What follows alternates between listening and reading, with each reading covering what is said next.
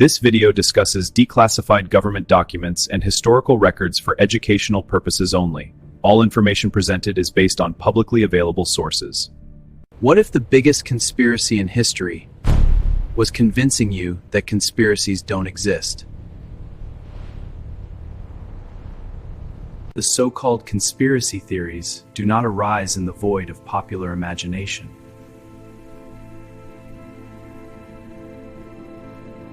They often emerge from a foundation of documented facts, government operations, declassified documents, and historical precedents that have, over decades, contributed to public skepticism toward official narratives. It all begins with the very rhetorical tool used to discourage questioning.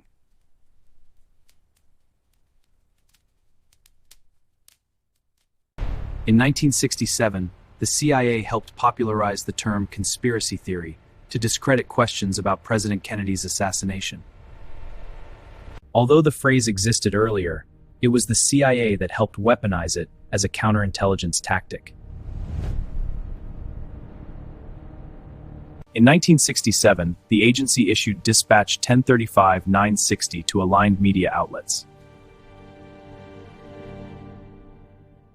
advising them to label doubts about the Warren Commission's official report as conspiracy theories. The stated goal was to counter and discredit critics before their views could gain traction.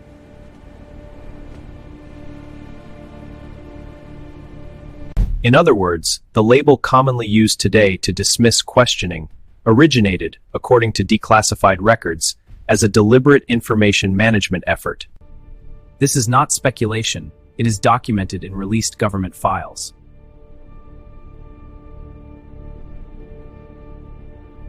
The irony remains striking.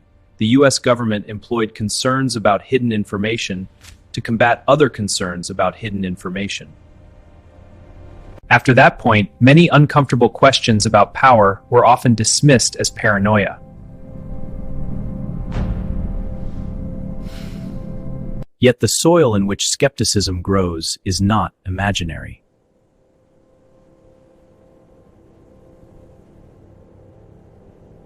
It is grounded in real intelligence operations conducted in secrecy by design.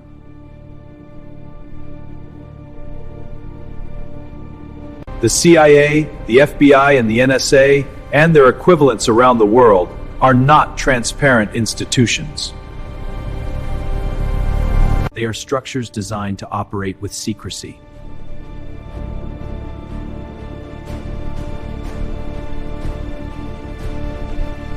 The MKUltra Program, which ran from 1953 to 1973, provides a stark historical example.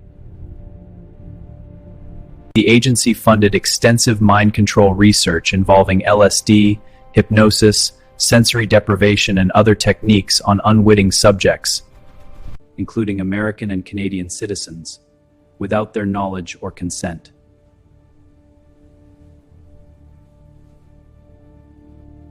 When the declassified documents revealed that the CIA destroyed most of the files in 1973, but what remained was already enough to prove that the state had conducted experiments on its own people in the name of national security. Historical question: if the government admitted such actions, why would it be irrational to examine other operations still hidden? This same logic applies to the corporate world.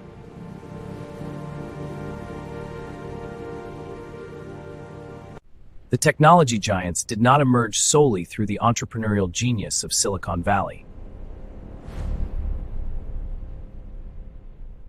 Oracle, for example, was born in 1977 from a secret contract with the CIA, whose codename was exactly Oracle.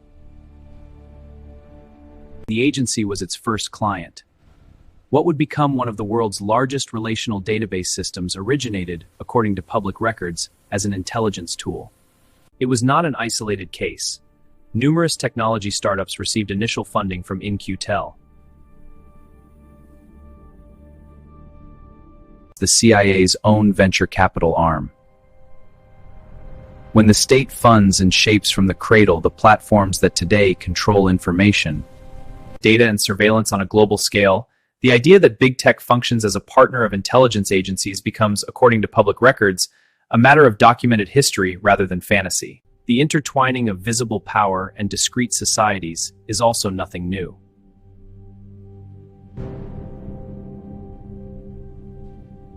Since the founding of the United States, Freemasonry has been documented in the highest levels of government. At least 14 American presidents were declared Masons, including George Washington, Franklin D. Roosevelt, and Harry Truman. Masonic symbols appear openly on the Great Seal of the United States, on the pyramid of the $1 bill, and on monuments in the federal Capitol. When world leaders belong to a society with rituals, oaths of secrecy, and closed hierarchies, it is natural that the historical question arises: to what extent were public decisions influenced by loyalties beyond national interest?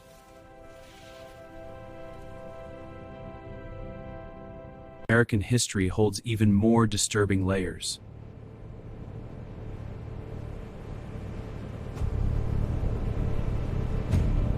After World War II, the United States brought over 1,600 German scientists to America through Operation Paperclip.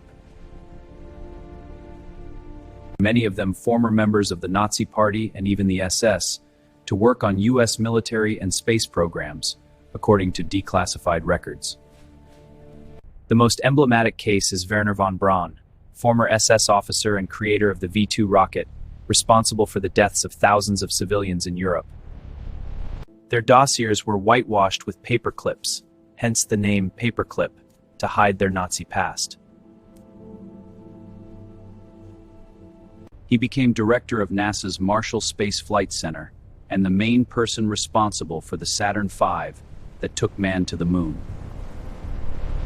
The same country that held the Nuremberg trials imported with full awareness the brains that had served Hitler's regime.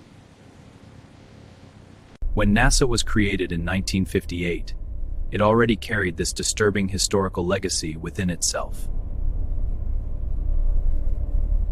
Not even cutting-edge science escaped surprising connections with occultism.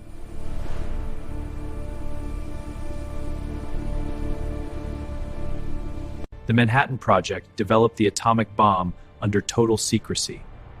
But the prehistory of the space age reveals an even more surreal documented link. Jack Parsons, co-founder of the Jet Propulsion Laboratory JPL and responsible for crucial advances in solid propellants, was a declared practitioner of Thelema, of Aleister Crowley. Historical accounts show that science at its cutting edge and esotericism walked hand in hand in the same laboratory.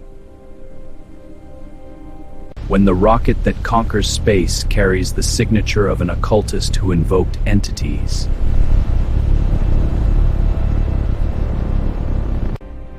This is not about paranoia. It is about examining documented history with clear eyes. The ground remains fertile for skepticism because, time and again, what was once dismissed has later been confirmed through declassified records. Understanding this history is part of informed citizenship.